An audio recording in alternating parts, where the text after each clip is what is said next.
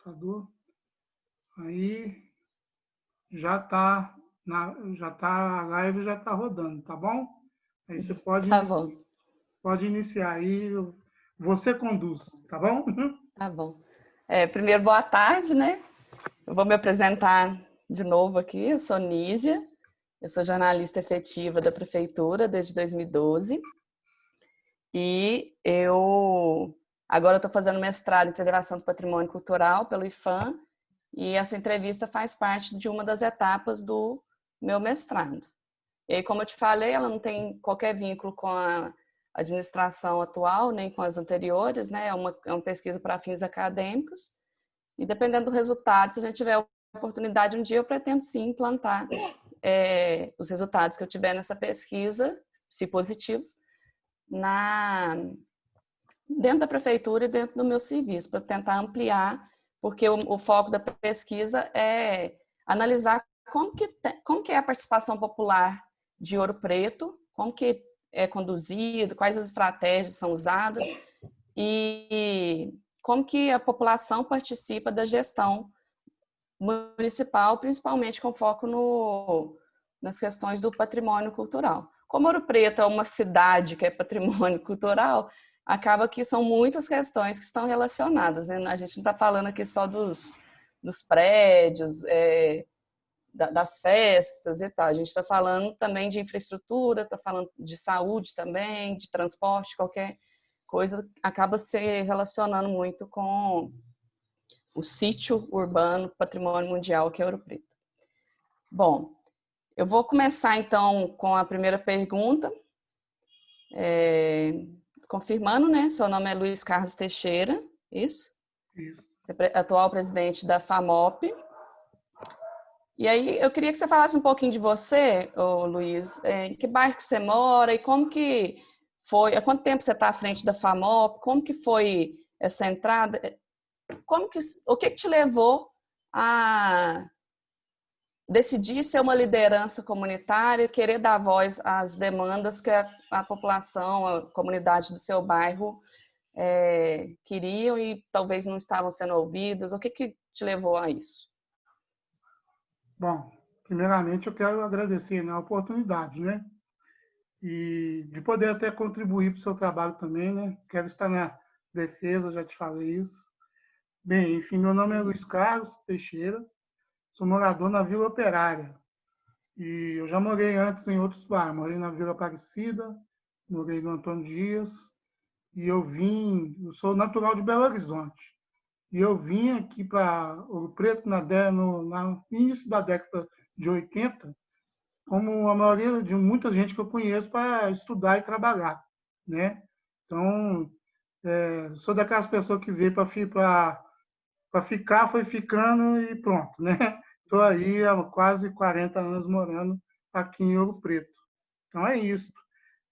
Sou um morador com uma pessoa comum que já morou. Eu vim aqui para a Vila Operária em 2005, quando eu me casei. Comprei uma casa aqui e vim morar aqui na Vila Operária. E eu entrei na FAMOP através da Associação Comunitária da Vila Operária, a CVO, que é a Associação Comunitária aqui da Vila.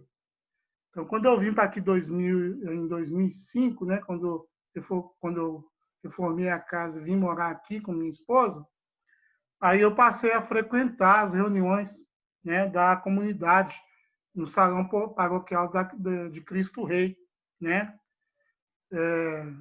Eu trabalhei na CEMIG, né? Sou aposentado da CEMIG.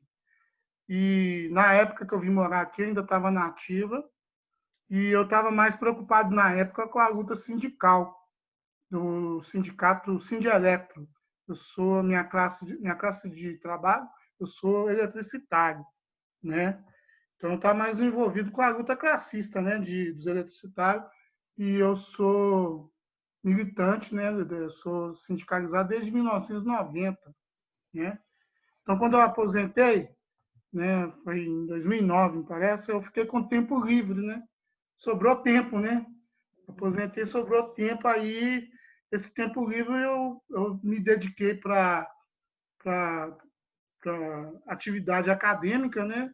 queria terminar a minha formação e também dedicar ao trabalho comunitário. Foi aí que eu entrei na FAMOP.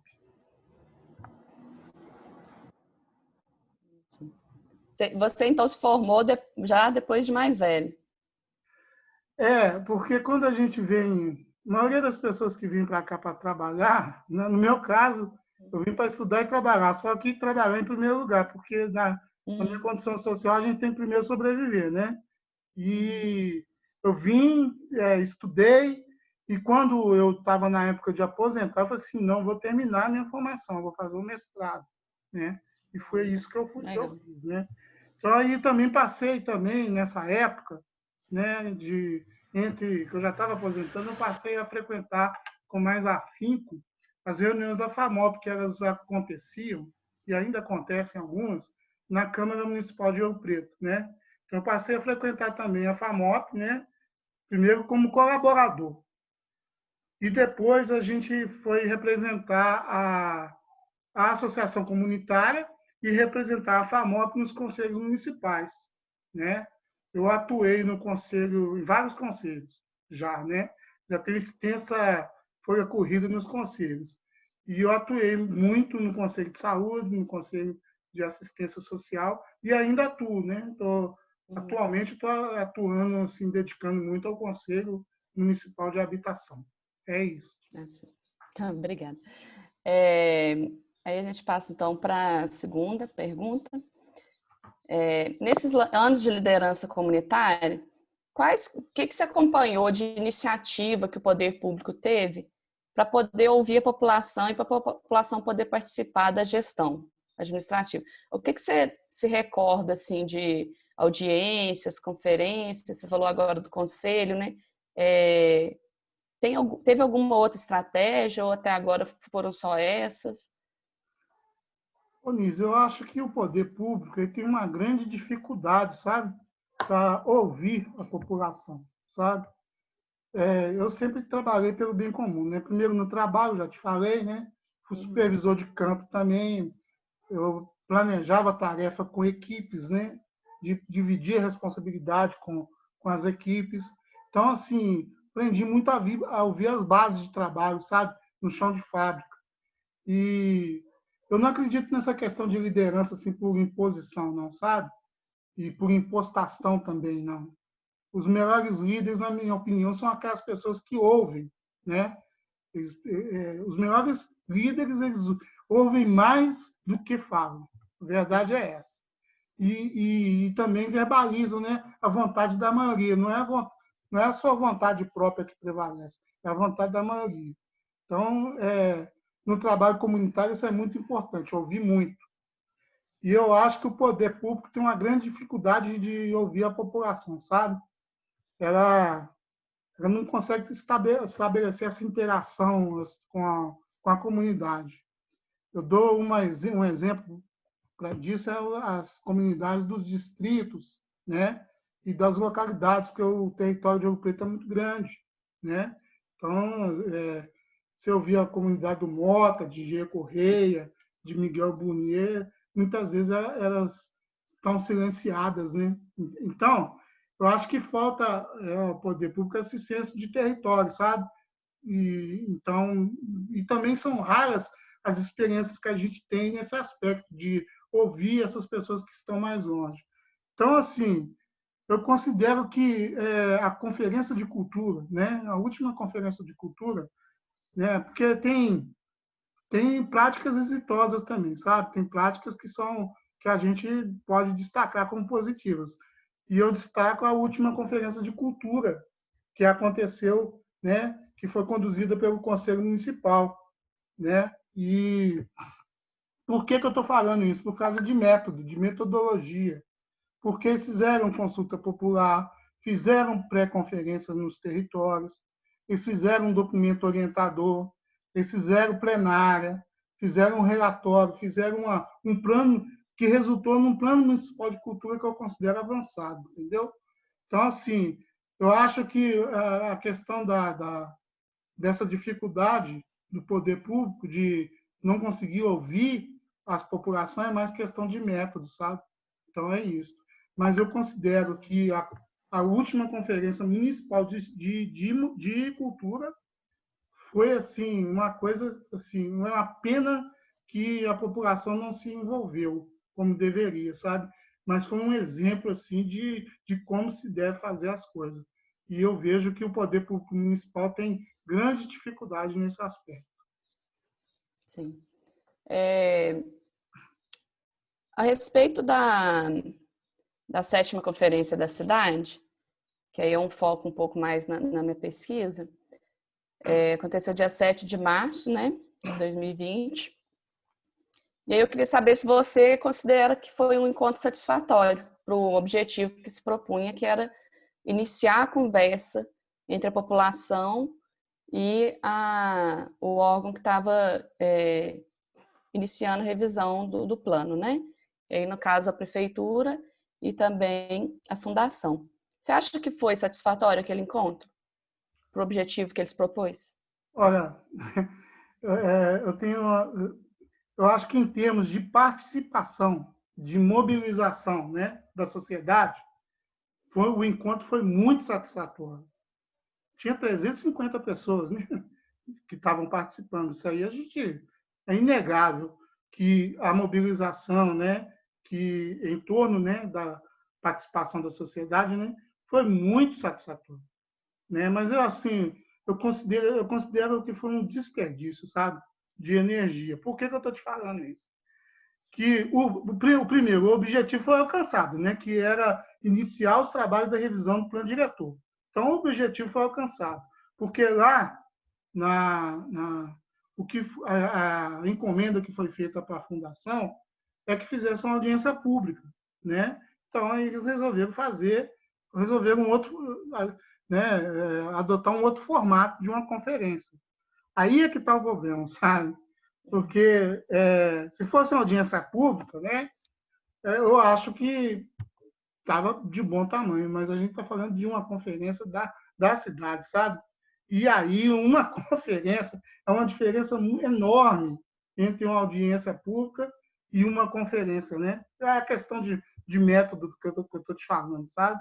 Enquanto conferência, o evento ficou menor do que deveria, né? Porque em termos de organização, de possibilidade, né, de avanço, né, na discussão do plano diretor, né? Na verdade, não foi nenhuma conferência e nenhuma audiência pública, mas deu start, né? Entendi. Nos trabalhos do plano diretor. E isso é muito importante. É uma pena que o plano diretor em si ele foi colocado em segundo plano, sabe? Essa é a minha percepção, sabe? O plano diretor, que era o objeto, né, da conferência, ele foi colocado em segundo plano. Mas, enfim, deu início ao debate. Depois veio pandemia e tudo, aí a gente sabe das dificuldades que tem, né, em relação a isso. Mas é isso. Por que você considera isso, que o plano foi colocado em segundo plano? Olha, uma conferência, né? O que é uma conferência, né? A conferência primeiro você tinha que ouvir as pessoas no território, tirar os delegados, fazer um documento orientador e sair com deliberações. Tinha que sair com deliberações. Eu coloco isso sempre, sabe? O mais importante de uma conferência. Tá travando, ó. Tá travando? Vai voltar aqui, peraí. Agora tá ok? Tá ok, agora tá ok. Então, porque aqui tem um problema de internet. Mas o mais importante de uma conferência é o resultado final, sabe? É o documento, é o relatório da conferência. E até hoje, não foi apresentado para a sociedade, sabe? É por isso que eu estou considerando que foi um desperdício de energia, no meu entendimento. Tá bom? Vou de novo, Luiz. Ah, tá. Eu vou tentar aqui entrar com o celular.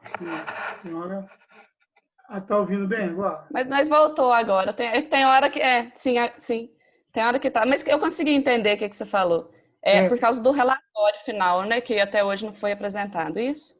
Exatamente. Aqui nós temos uma cultura, sabe, desperdiçar energia, né? Poderia, essa conferência poderia ser, em termos de metodologia, ela poderia ser mais, vamos dizer, propositiva, né?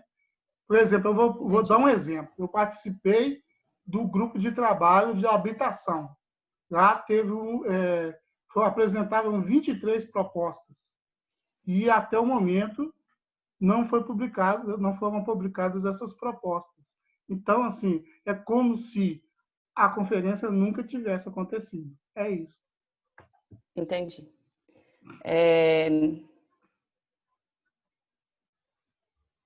Você já até respondeu a segunda pergunta, que é a próxima, né? Que eu ia perguntar se você achou que a dinâmica foi satisfatória. Aí, no caso, você já respondeu que não achou, né? Eu até gostaria até de verticalizar um pouco sobre isso, sabe, Uhum. Luísa? Porque, veja bem, ó, qual que é o formato de uma conferência, né? Você tem um documento orientador, né? Esse documento é uma construção que você faz em pré-conferência no território. Ou seja, você tem que ir lá em Miguel Burnier ouvir a população. Você tem que ir lá em Mota ouvir a população. No Leite, em Santa Rita, em Antônio Pereira, tem que ouvir a população. O que a população pensa, o que a população quer, certo? Aí você traz isso para a conferência, tá certo?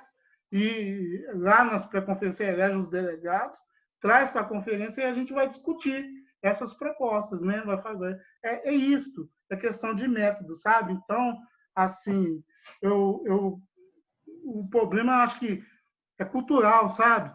Aqui em Ouro Preto, nós já fizemos conferências de tudo quanto é tipo, várias conferências, sabe? Nenhuma, eu me recordo de poucas, sabe? Nenhuma produz um relatório final, né? O que é o relatório final? A deliberação da conferência, que é a vontade do povo. Entendeu? Quando eu falei com você há pouco que o poder público não consegue ouvir, exatamente, a gente percebe isso claramente nesses eventos, sabe? Porque se você olhar bem, né, vamos colocar a saúde, por exemplo, já fez 8 conferências ordinárias desde 1990 até hoje. 8 conferências ordinárias e mais 2 conferências extraordinárias, entendeu? Nenhuma tem relatório. Você não sabe o que o povo deliberou, né? E uma Entendi. conferência, no meu entendimento, é a instância máxima de participação popular dentro do município. Por isso que eu estou falando isso. Entendi. Na sua visão, então, são criados os espaços para discussão, mas isso não é incorporado depois. Exatamente. Tá. Você já participou de outras revisões? Se sim, o processo foi semelhante ao que aconteceu e as demandas foram absorvidas, você já acabou de falar que não também. Mas você já chegou a participar de outras revisões do plano diretor? Não, da revisão do plano diretor, não, né? Não. Em Ouro Preto, né? Em Ouro Preto, sim. Isso, acho que a última revisão do plano diretor foi em 2006, salvo engano, né? Sim. Salvo engano. Então, e também na época da revisão desse plano de 2006, não foi uma revisão no sentido ampliado do termo, não.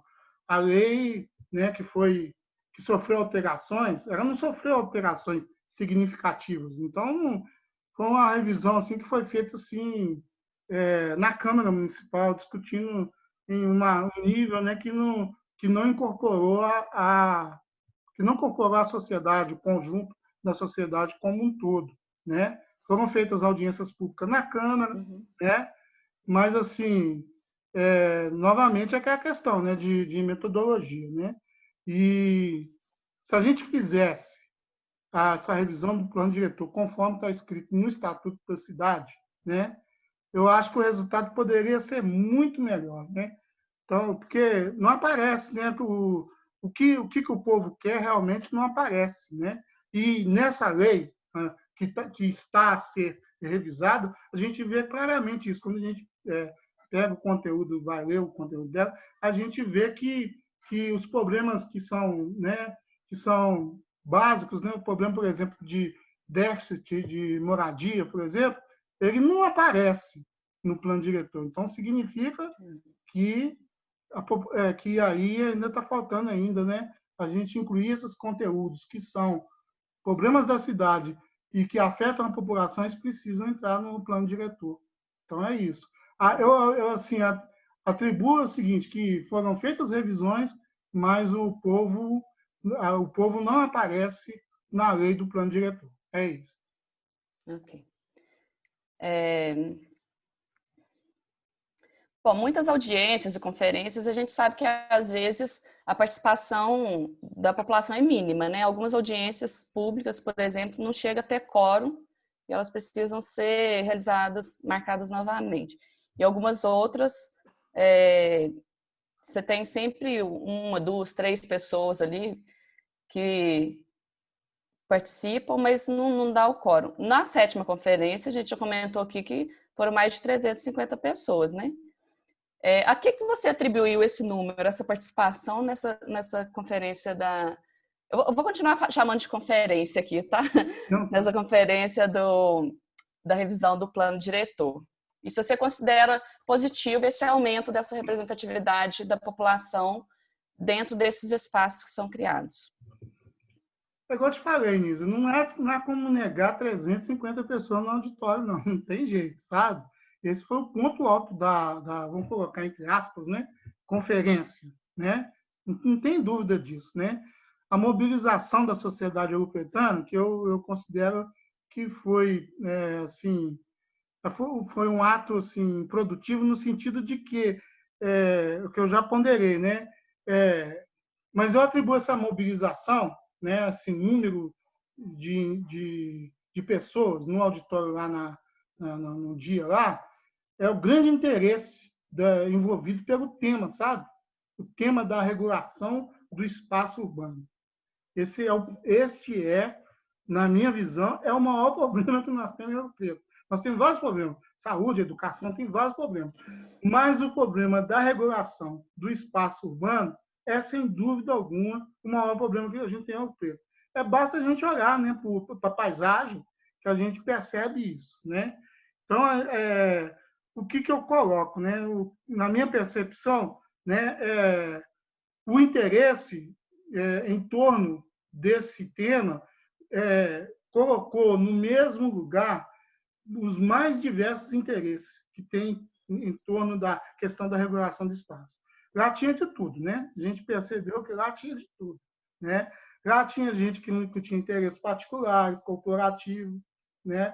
Lá tinha interesse de pessoas, né? Por exemplo, tinha interesse de pessoas que estavam procurando direitos, né? Também a gente viu o pessoal da ocupação Chico Rei lá, que, né, inegável, que teve uma grande contribuição à presença deles, estavam lá também.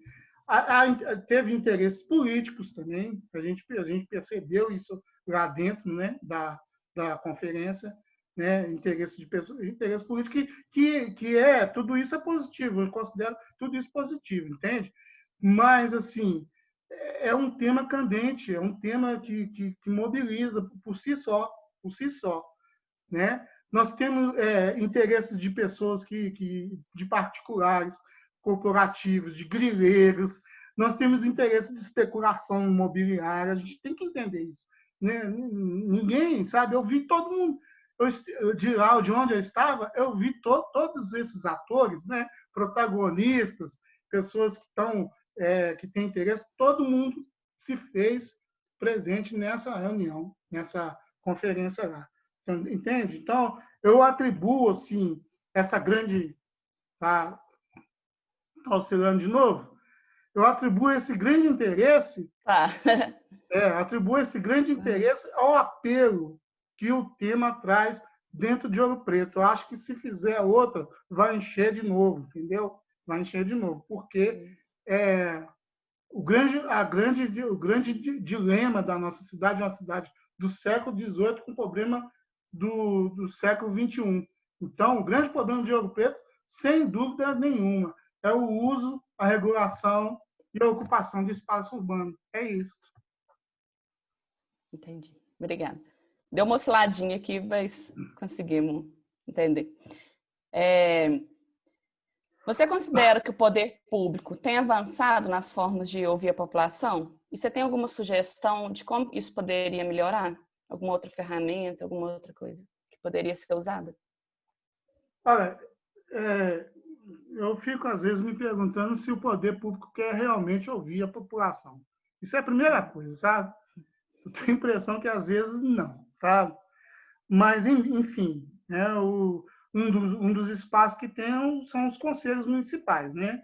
Que, principalmente os conselhos são deliberativos, que deliberam sobre os fundos municipais, eu acho que é importante, né? Um espaço importante. E a FAMOP ocupa, tem representante em praticamente todos esses espaços, né? Mas, assim, mesmo os conselhos, eles funcionam assim de uma forma que eu entendo assim muito cartorial, sabe? Que tem alguns conselhos que só vai para votar nos projetos do governo, né? Então não são espaço para ouvir a população. Gostaria que fosse diferente, né? E então assim,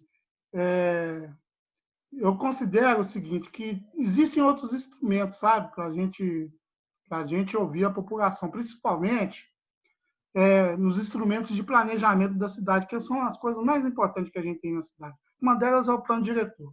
Tem que ouvir a população, para elaborar junto com a população. Mas tem outros instrumentos, por exemplo, a população, nem mesmo os conselhos, são ouvidos para opinar sobre o PPA, né? Sobre as leis orçamentárias também. Mesmo os conselhos que têm obrigação legal, né, de ser ouvidos, eles não são ouvidos devidamente. Então, assim, eu considero eu considero que a gente ainda está engatinhando, sabe, em termos de participação popular na gestão da cidade. Por exemplo, uns anos atrás teve um início assim para a gente discutir orçamento participativo, né? Que é uma novidade, né? Uma novidade que ainda não foi implantada. Então, assim, primeira coisa, o governo tem que aprender a ouvir a população, né? Fazer consulta pública, sabe? Mais importante é ir nas comunidades, é ir nos territórios e fazer e reunir as pessoas para ouvir o que elas pensam sobre questões que são problemas, né, de comunitários. A primeira coisa mais importante é isso. Sim. Você acha que as redes sociais elas poderiam servir aí como uma ferramenta auxiliar nesse processo? Deixa eu ver, você está aí ainda? Caiu não, né? Caiu não, né? Ô, Nízia, Sim. eu Não não... caiu. Aí, agora vou para a verdade. Ô, Nízia, Aí. eu não tenho dúvida disso, sabe? Eu acho que as tecnologias elas servem para reduzir o trabalho, sabe? Nesse caso, sabe? Para organizar as ideias. Então, eu acho que metade de tudo que eu falei aqui pode ser feita por aplicativo, sabe? Pode ser feita pela internet, pela rede mundial de computadores. Pode ser usado formulário eletrônico, inclusive em votação popular, sabe? Por exemplo, a mobilização que foi feita para a sétima conferência pelas redes sociais, foi feita praticamente pelas redes sociais e pela comunicação de massa, sabe? O fato da gente reunir 350 pessoas ali se deve muito à rede social, né? O trabalho de rede social. Então, não tenho dúvida disso. E eu acho até que, eu falei em consulta pública, todas elas podem ser feitas em consulta, além, né, você de fazer reuniões com a população, mas você pode fazer as consultas populares, né, pela internet, sem dúvida disso não. Eu vou dar um exemplo prático, tá? Sobre isso. Muitas cidades elas adotam o seguinte: elas colocam os projetos de lei, inclusive o site do Congresso, o site do Senado é prova disso que eu estou falando.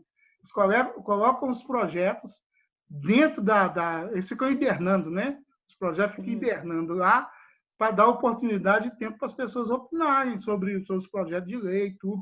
Ficam lá, tem até votação, né? De vez em quando eu entro lá para votar se eu sou contra ou a favor, para opinar. Entende? Então, assim, você tem condição de fazer enquete, fazer uma consulta popular. Eu imagino que essa é uma solução que o poder público ainda não sabe trabalhar com isso, sabe? Não sabe. Há pouco, no governo passado em Belo Horizonte, eles colocavam o PPA, hibernando lá para que as regionais pudessem discutir sobre colocar a minuta, né, do projeto de lei, colocavam lá no site para que as pessoas pudessem fazer contribuições e tudo, criticar, fazer elogio e tudo mais. Eu acho assim que é até uma forma de você capitalizar, né, contribuições populares. E eu acho que em Ouro Preto a gente ainda está engatinhando nesse sentido. Entendi. Aí agora a gente parte um pouquinho para a parte mais relacionada ao patrimônio mesmo. E aí eu coloco aqui uma frase que em Ouro Preto a gente ouve bastante, que é que a cidade é da humanidade, mas não é da comunidade. Vira e mexe está ou pichado, ou alguém está falando, tem alguma frase nas redes sociais falando sobre isso. A que você atribui esse discurso? Como você enxerga essa relação aí da comunidade com preservação do patrimônio cultural e o governo também, desenvolvimento econômico e social? O que você tem a nos falar sobre isso? Anísia, tem umas dicotomias aqui em Ouro Preto que acho que para mim mais é cultural, sabe? E também acho que elas precisam ser superadas. Por exemplo, centro versus periferia, né? Estudante versus nativo, sede versus distrito. Então, essa questão do patrimônio é uma delas, né? Humanidade versus comunidade, né? E é verdadeiro isso, tá? Essa frase, ela é verdadeira. Na prática, na realidade concreta, é verdadeira. Por que eu estou falando isso? Porque na questão do planejamento da cidade, né, eu entendo que a cidade tem que ser acolhedora para todo mundo, para o turista e para o nativo, né? E aí a gente tem e aí a gente vê que as políticas públicas, mesmo a cultura, né, ela é feita né, ela é feita não é para a comunidade, né? Ela é feita para receber o turista, sei lá, né? E aí a gente não estamos correndo um risco grave, que é o esvaziamento, sabe, desse patrimônio de gente, falando de gente, sabe? E quando eu falo de gente, né, eu estou falando de gente aqui, eu estou falando de vida, né, de pessoas, né, de ocupação dos espaços, do vendedor né, de feira livre, de, sei lá, de comércio popular, de música na rua, né, de gente falando, conversando lá no centro, a gente está correndo um grande risco, né? Eu temo que no futuro, né, mais para frente, a gente possa transformar esse centro nosso, isso que a gente considera patrimônio, esvaziado de vida. Então, assim, eu acho que a frase ela serve, sim, sabe, para a gente refletir sobre o nosso patrimônio, porque o patrimônio é nosso. O patrimônio da cidade é a gente, né? É gente. Então a gente corre esse risco. Eu acho que a frase, né, que eu já vi até grafitada, né, no muro, né, da cidade, ela é verdadeira. Nós vivemos isso sim, nossa realidade.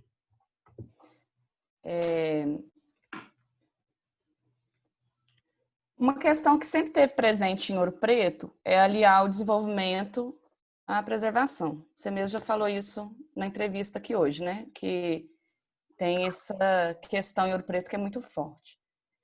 Você considera que as diretrizes e as leis que foram implantadas em Ouro Preto, tanto pelo IPHAN, pela Unesco, IEFA, a prefeitura, né, através da secretaria de patrimônio, você acha que essas leis foram muito rígidas com a população local? Eu considero que sim, sabe? Ele está estável, vai voltar. Eu considero que sim, Nis. Assim, a gente tem que buscar um equilíbrio, sabe? Porque, sobretudo, um equilíbrio legal, né? Vamos dizer assim, uma justa medida, né? Porque, de um lado, tem essas obrigações do poder público, né? Com a preservação. Por exemplo, a gente não pode deixar que a igreja de Nosso Senhor Bom Jesus do Matozinho venha abaixo, né? Nós não podemos deixar, de forma alguma, tem que lutar para que isso não aconteça, né? Mas a gente não pode esquecer também que esse patrimônio é resultado do trabalho, do esforço humano, né? E não pode esquecer disso.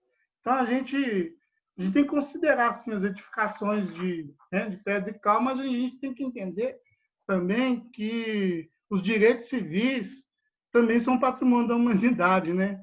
Então, assim, muitas vezes eu vejo, sim, viu, excesso da lei. Já vi muito, né? Na prática existe, sim, sabe?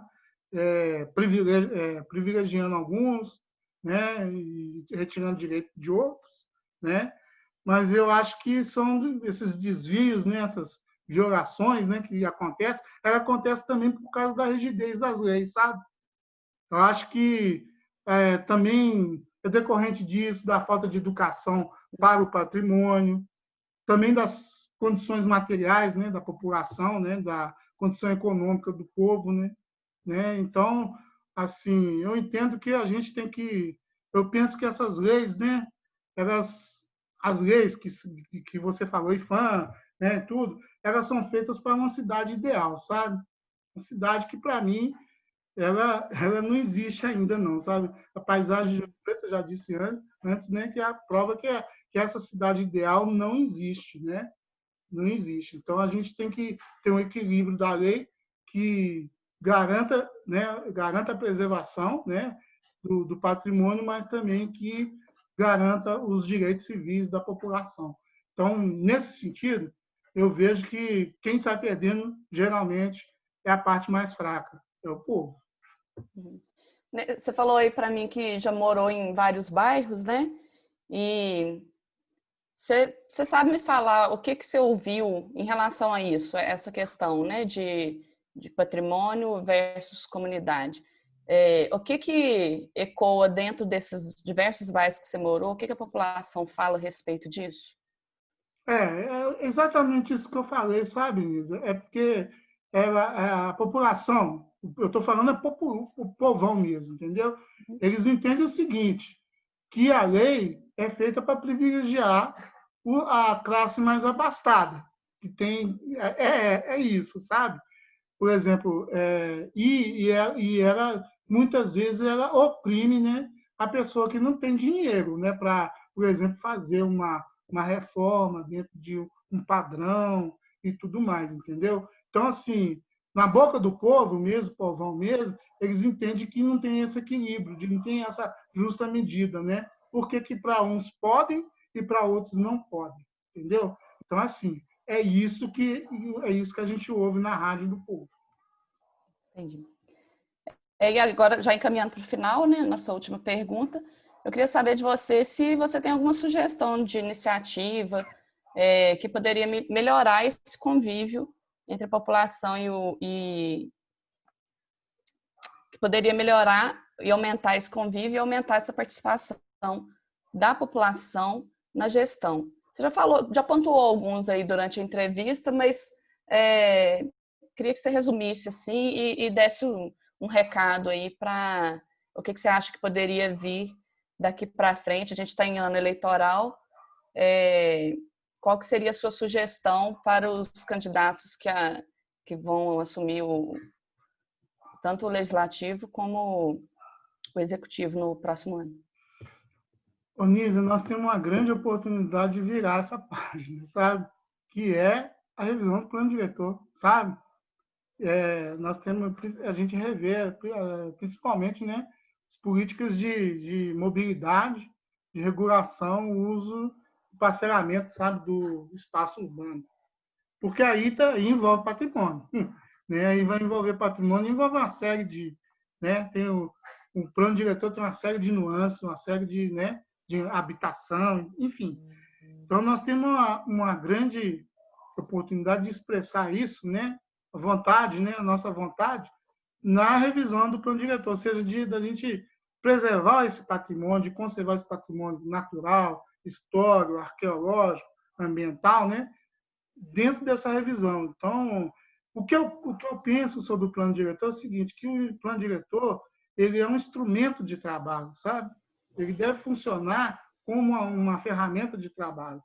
E eu acho que ele não foi usado até hoje adequadamente. Foi engavetado, foi negligenciado, foi vituperado, até pela Câmara, sabe?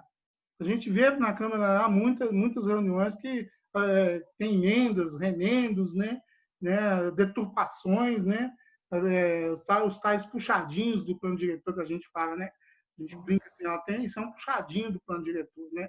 Então, a gente sabe também que tem muitos interesses particulares envolvidos, já disse antes, né? Interesses particulares em detrimento de interesses coletivos, né? Então, eu acho que tudo entra assim, sabe? Se tudo for feito de acordo com o estatuto da cidade, né? Se prevalecer o interesse coletivo, é lógico que o patrimônio vai estar, né? Vai ser privilegiado, né? Porque o que a gente quer mesmo é que a nossa cidade linda, né? Recebendo turista, as pessoas trabalhando felizes, né? O espaço urbano sendo ocupado pelo povo, vendedor de doce lá, né? Vendendo seu doce, o cara que quiser tocar uma música lá, toca. Então, é isso que a gente quer, uma cidade viva, uma cidade alegre, uma cidade participativa, né? A gente quer nós queremos que esse patrimônio da comunidade seja também da humanidade, mas primeiro da comunidade. É isso. Sim, com certeza. Luiz, muito obrigada. Acho que a sua entrevista vai ser pontual, assim, vai ser muito interessante suas respostas e vai acrescentar muito no meu trabalho. Queria agradecer e rezar aí para dar tudo certo daqui para frente, né? E podemos melhorar também essa participação, né? Ampliar as formas de participação daqui para frente também, usar as que já existem e ampliar também com outras ferramentas. É verdade. Eu quero te dar os parabéns pelo seu trabalho, entendeu? Vai dar tudo certo, beleza? E chamar as outras pessoas, porque, né, o pensamento único a sepultura da democracia, né? Então, chamar o Flávio, chamar o Sérgio, o Marcelo, outros atores, né, sociais, para poder você passar essas perguntas, né, que são perguntas terríveis, né, passar para outras pessoas para que elas deem o seu testemunho, tá bom? Sim, com certeza. Quanto mais gente, melhor, né, nesse caso. Então, um abraço, muito obrigado, viu? Eu que agradeço. Parabéns pelo trabalho. Fique com Deus. Obrigada. E pelo seu trabalho também. Obrigada.